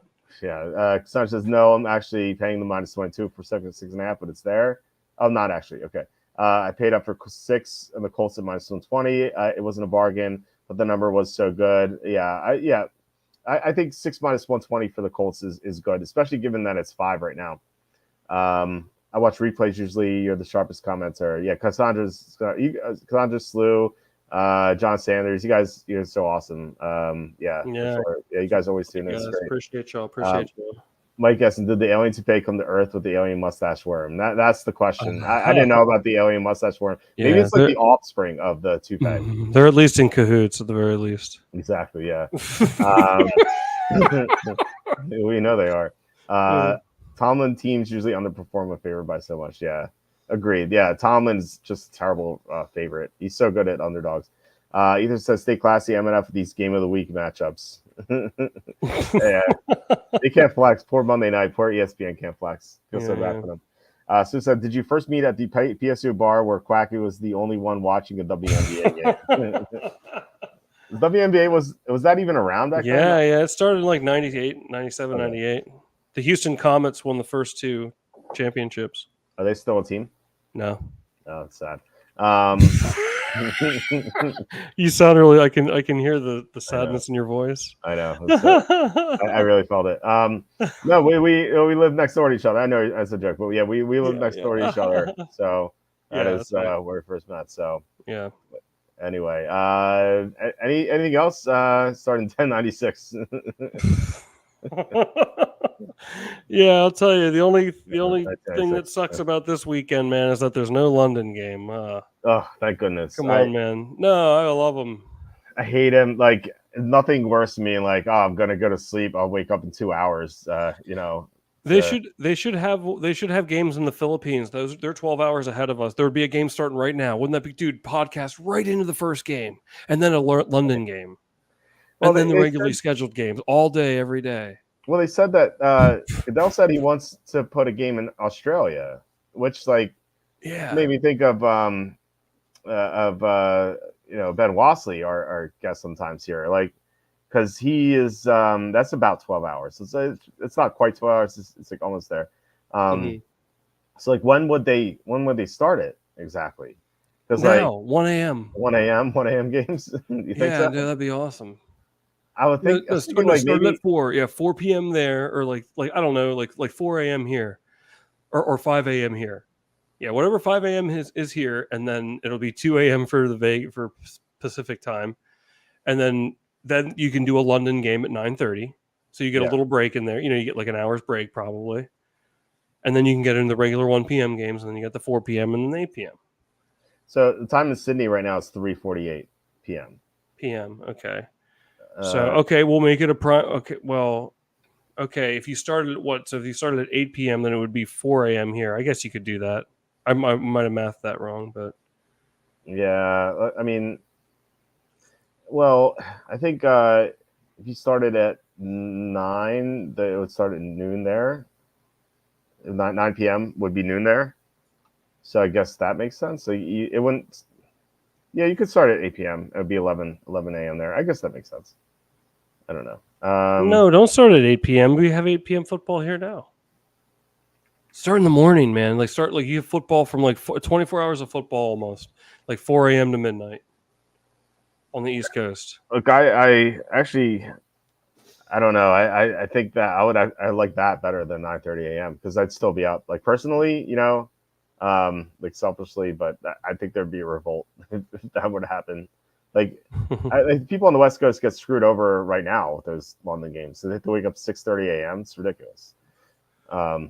So I don't know. Well, but people would do it. Yeah. People would do it. Yeah. All right. So it was 96. Norm Macdonald made a weekend update joke that the WNBA hopes to increase their abysmal TV ratings by replacing the women with men. Norm Macdonald is so good. Yeah. They. I saw that WNBA lost $4 million or something this year, and the investors were a little pissed off given that they didn't take full advantage of the Caitlin Clark's phenomenon. So. As I've said on here on the show before, like the officiating is horrendous. It's so hard. Look, they have problems, and I don't take any pleasure in saying this. They're having problems enough getting people to watch, and then it's like every freaking call is like a review or a replay. It's so much of a delay. It's so obnoxious.